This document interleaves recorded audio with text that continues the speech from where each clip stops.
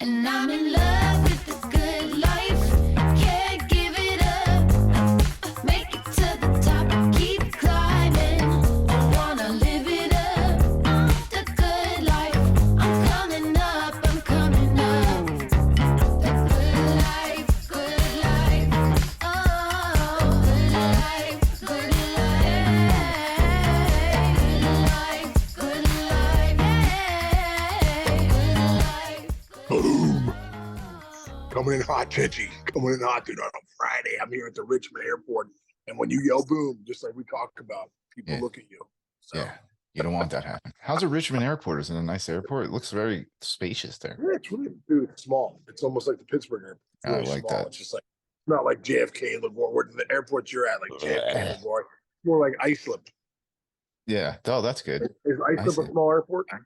Yeah, small, nice airport. The scary thing about it, though, is if you're driving like near that Islip airport, there's so many planes, but it's like, you know, like puddle jumpers and stuff. So like you'll be driving on a highway and a plane will just fly right by like 10 feet over your head. Scares the crap out of me. Oh, there's Stu.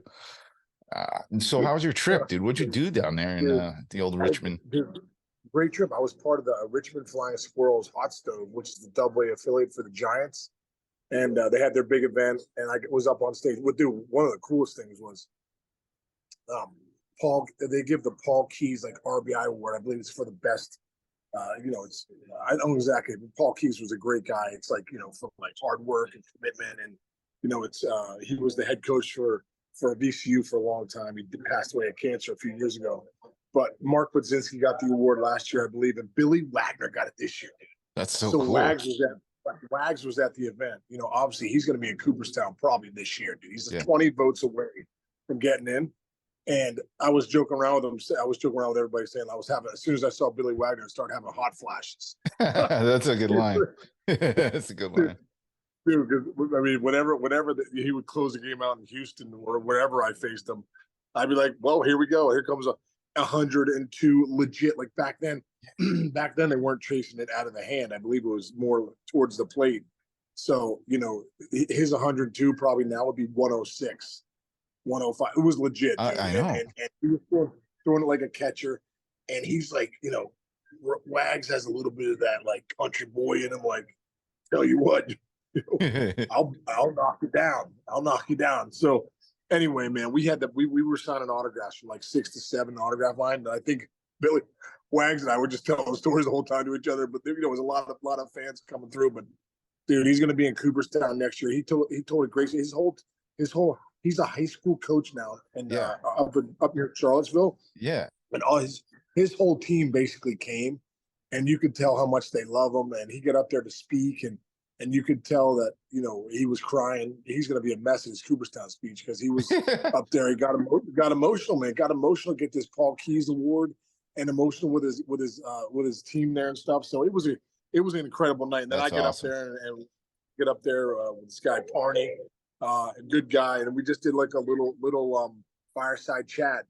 I had a lot of my buddies, Mark Budzinski and some people that were there from Richmond that I hadn't seen in a long time. So those guys were there. It was just a great night, man. It was a great night. That's awesome. Dude, really quick, there was one other guy that I saw who is a big fan of the podcast. So I know you're listening to Kenny Hart, my man Ken Hart. Nice, Kenny. Thank you. Dude, great guy. And well, two guys. Also, Brandon Geyer's dad, Ray Geyer, was there too. It was good to see him. Good to see him. He showed up, which is really cool. So Ray, good to see you too. But there was a lot of people there that were fans of the show, bro. Everyone asked them, "Hey, who's Chinch? How do you know Chinch?" Really? Our friends, yeah, dude. Everyone asks about it. Like, dude, hey, tell Rich Chinchimino we said hi. I go, dude, you know his full name? Like, yeah. So it was pretty cool. But I appreciate that. Kenny Hart was my equipment manager in Richmond, bro. So you'll love this story. So first off, when I got into pro ball, Kenny would give me the when my junior year at Richmond, I started wearing Newman receiver gloves. Oh, like I remember those. gloves. I loved those. Oh, yeah, dude. Ken would give me a 1 pair a year. I'm like, Ken, any chance you could slide receiver gloves. So, dude, I love those. Those were super expensive back in the day for us, for like a kid in high school. Those are really expensive. I remember. Like 40, 50 bucks. It was 40, 50 bucks, right? Which is a ton of money. Yeah.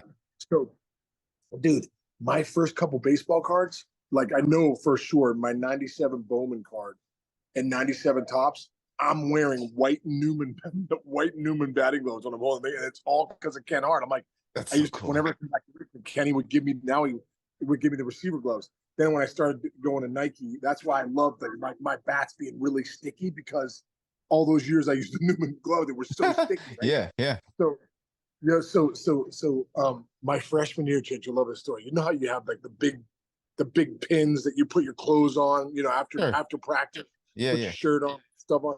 So, dude, I hated doing laundry so bad. I still do to this day, Oh, but no. I'm getting better at it. Well, no, Sarah would disagree, but I think I am. So, but anyway, the one time, Chich, I would wait like a month, for all my clothes, and then I would. So one day I'm like, I hate doing laundry so much. I'm like, I'll put them on the pin. I'll put my jeans. So I like with 2 pairs of jeans on the pin, shirts, all this stuff. So I'll never forget it. Kenny Hart, he washes my pin. He puts it back in my locker, and he puts a note on it. He's like, hey, Case, if these jeans show up again on your pin, they'll be cut into 45 pieces. That's gross. So obviously I never put my jeans on the pin again, but dude, he is a Richmond legend. It was so good to That's see him fun. last night. I can tell you, it was so great. So there was just some great people I saw last night. Coach Mack, and just a lot of great people. It was a fun night, man. Fun night. Yeah, that's awesome. Hey, one more note on Billy Wagner. Do you I know the saw story? Mickey Aoki. I saw Mickey Aoki too. Oh, nice. And we talked about you too. How Cool. the world is a small world, comes full circle. That he was your Crazy. college coach. Now he's the coach of Richmond. Yeah. It's unbelievable. It's unbelievable. My favorite Billy Wagner story is 2 things I think about when I think of Billy Wagner.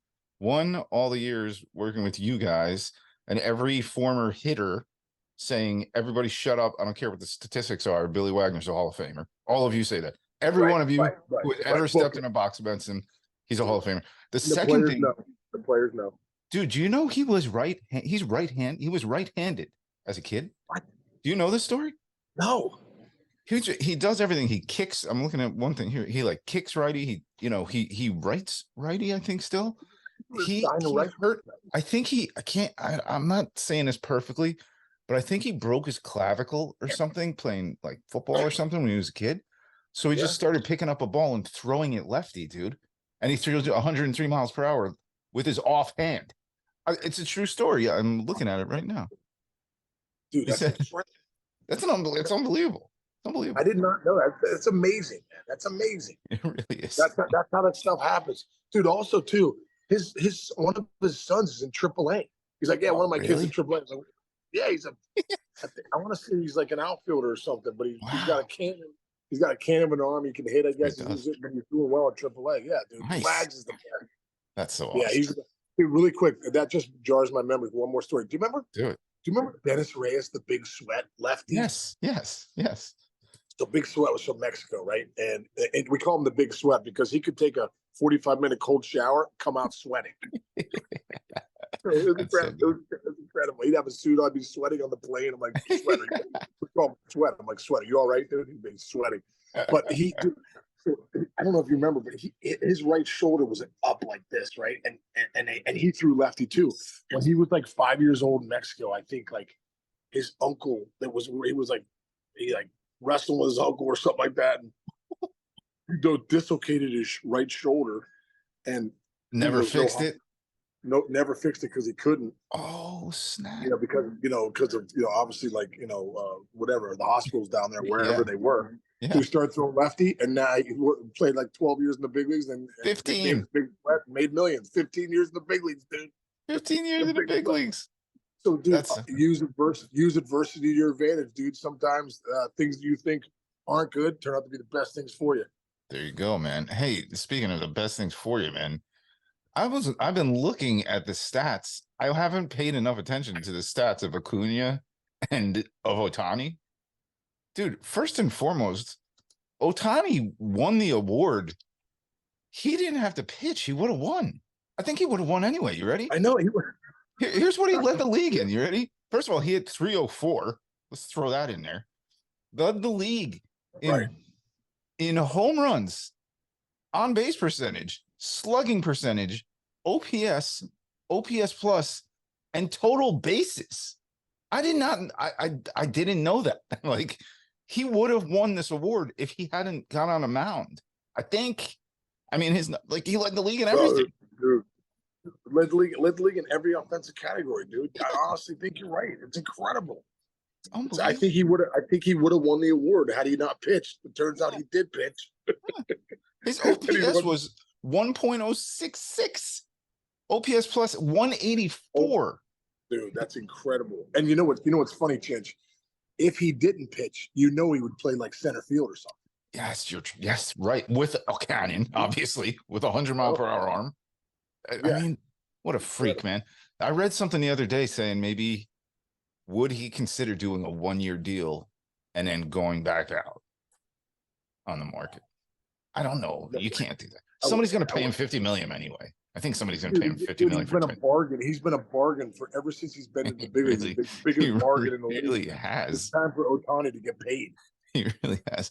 Here's my stat that freaked me out about Acuna. All right. How about this for starting your season? This is how he started the month of April. Okay. He hit 352 with 4 homers, 13 stolen bases, and a 986 OPS. And he played every single inning of all 27 games in the first month. And he never slowed down. Like, you go through a season, right? You have a month probably where you're not, right. Even in your like 30 months. You have 2 months. Year. You have probably 2 months where you're like, all right, they're just average or below. Yeah. And how about this? He only had 84 strikeouts this year, his lowest ever by far. And think about that. What did he strike out last year? I believe he cut down by 80 strikeouts. I believe he put the ball in play 80 more times. I think he struck out 160 last year. No, in 2022. But here, and he only played 119 games in 2022, and he struck out 126 times. He played 159 games. Right, struck out 84. So your numbers are accurate. Well, so that's how you. So think about that. You put the ball in play. That's how you end up getting 70 stolen bases, dude. That means you're on base. That means you're getting the action. A lot of the times you're putting the ball in play. I'm sure a bunch of his home runs are with 2 strikes, where he's just trying to like get the ball in play and he goes deep. So, dude, look at Bellinger's numbers and Acuna's numbers this year just by putting the ball in play more. I mean, Bellinger put the ball in play 7 more times this year than he did last year. You know? Yeah, that's how. That's also. Well, I was going to say, I think the biggest thing with it. Yeah, we've never seen 40. You know, only I think 4 or 5 guys did 40-40. He did 40-50, 40-60, and 47. I know, it's pretty amazing. It's pretty amazing. That always reminds me, because my dad's favorite player was Mickey Mantle, obviously. And remember, was it Canseco who or was it Eric Davis? When everybody was like, wow, this guy could be a 40-40 guy, 40-40-40-40. And somebody asked Mickey Mantle, he goes, if I thought that was a big deal, I would have done it every year. Every year. Badass. He probably could have. That's so funny. But it is a big deal, by the way. Not for Mickey Mantle, but for everybody else in the world who's not named Mickey Mantle. And Mickey Mantle was the mix. So he's the guy that could have done it. Not everyone can have those skills. Yeah. Not everyone has that power complex. Yeah. You know, one other thing about these stats and about you talking about putting the ball in play and all that kind of stuff. You know, I'd like to go back and look and wonder if batting average and all that kind of stuff is up from not having the shift this past year. Because we're seeing some Hall of Fame type seasons from some of these guys. Yeah, I think so. I think no doubt about it. The shift has definitely helped. And I think, matter of fact, I can't remember who I was talking to. I think Tom Verducci was telling me that he talked to Acuna and that just not seeing all the guys on one side does something for you mentally too. Yeah. Where you can actually hit a line up the middle and it's a hit instead of an out. Yeah, you know? No, that. And then, hey, tell me about this, because you got to see it firsthand from the dugout. Like, is it easier to steal a base now than before the rules? It is. Can you explain that? Oh, 100%. Because obviously it's a game of inches, first off. You know, we know that. It's a game of inches. So they gave the bases went from 15 inches to 18 inches. So there's 3 inches either side. You're gaining 6 inches. Also, too, the pitcher can pick over twice. On the third time, they have to pick you off. If not, you get the base. So if you're getting those good leads and those guys and you're forcing pickovers, dude, you know that's a big deal because next thing you know, you're just taking off, getting these huge jumps. What do you think, Ricky? What do you think Rickey Henderson would have done in a season? Ricky would have sold 200. He had. Everybody can laugh, but kids who do not go look at Rickey Henderson's stats. He had a year where he had 130 stolen bases. He has the greatest. One of Harold Reynolds' greatest stories is the year Rickey Henderson got hurt. Harold finally won a stolen base title, and he got it with, I think he had like 60 stolen bases, 62 stolen bases that year. And he said the phone rang. He picked it up and goes, Harold Reynolds. He's like, yeah. He goes, it's Rick. He goes, it's Ricky. And he goes, yeah. And he goes, 62 stolen bases. Ricky would have had that at the break and hung up the phone on him. Harold tells that story so great, but true story. So great.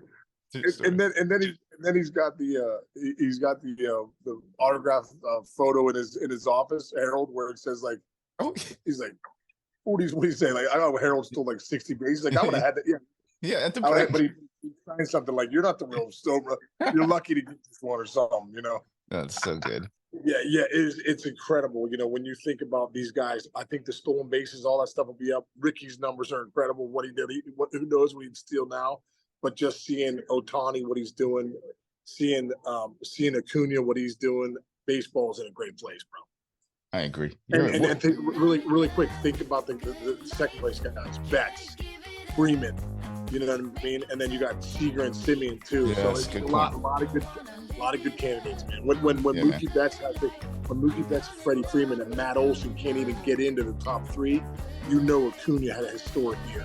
Yep, you got it, man. Good call. All right, get on that plane, man. Safe travels. Have a great weekend too. It's weekend. I forgot it's Friday. It's the weekend, dude. Have a great weekend, Chich. I love you, brother. And everyone out there, have a great weekend. We'll see you on Monday.